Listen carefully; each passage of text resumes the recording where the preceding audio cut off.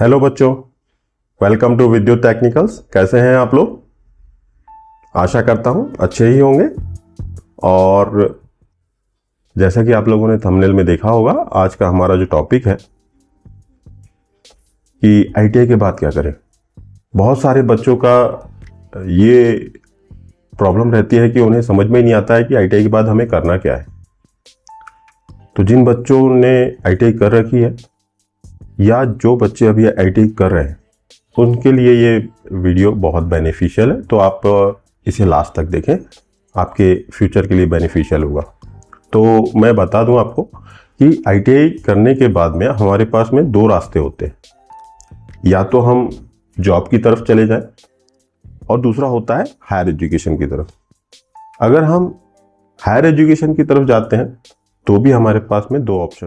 पहला ऑप्शन होता है हमारा कि हम डिप्लोमा इन इंजीनियरिंग में लेटरल एंट्री के माध्यम से सेकेंड ईयर में एडमिशन ले लें और वहाँ से अपना इंजीनियरिंग डिप्लोमा कंप्लीट करें। क्योंकि इंजीनियरिंग डिप्लोमा कंप्लीट करने के बाद भी हमारे पास में बहुत अच्छी कंपनियों के बहुत अच्छे ऑफर मिल जाते हैं। और दूसरा होता है CITS जो 1 ईयर का कोर्स होता है और जिसके लिए हर साल जो है जुलाई अगस्त में एंट्रेंस एग्जाम होती है। और इस 1 ईयर के कोर्स को करने के बाद में आप एज ए इंस्ट्रक्टर यानी ट्रेनिंग ऑफिसर के रूप में किसी भी आईटीआई में काम कर सकते हैं। वहाँ मतलब ट्रेनिंग ऑफिसर की वैकेंसी के लिए आप एलिजिबल हो जाते हैं। तो इस तरह से आपके पास में हायर एजुकेशन के दो रास्ते हो जाते हैं। दूसरी बात करें हम दूसरे ऑप्शन की। दूसरा ऑप्शन जैसे मैंने बताया कि जॉब। तो जॉब भी आपके पास 3 तरह के होते हैं। एक हो जाता है आपका अप्रेंटिसशिप। अप्रेंटिसशिप पूरा 1 ईयर का होता है, जिसमें आपको 1 साल ट्रेनिंग दी जाती है किसी भी इंडस्ट्री में और वहां पर आपको कुछ स्टाइफंड भी मिलता है। तो इस तरह से आप अप्रेंटिसशिप करते हैं, जिसके बाद में आपको एक नेशनल अप्रेंटिसशिप सर्टिफिकेट मिलता है।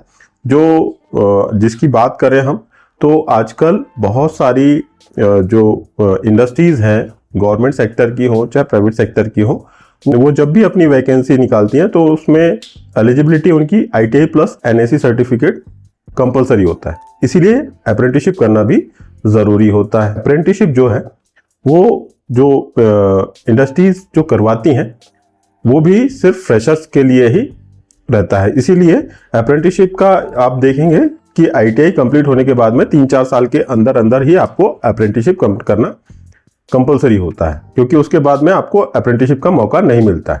ठीक है, तो अगर आप अप्रेंटिसशिप करना चाहते हैं तो जैसे ही आपका ITI कंप्लीट होता है आप अप्रेंटिसशिप के लिए अप्लाई कर दीजिए। अप्रेंटिसशिप में आपके लिए पास में बहुत सारी अच्छी कंपनियां जो है अप्रेंटिसशिप करवाती हैं।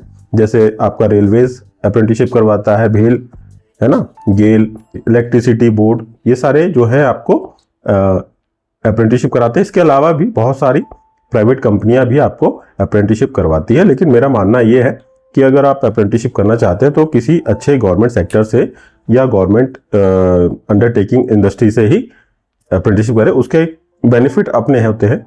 उसके बेनिफिट ये होते हैं कि जब भी वहाँ पर वैकेंसी होती है तो आपको कुछ एज लिमिट में छूट मिल जाती है।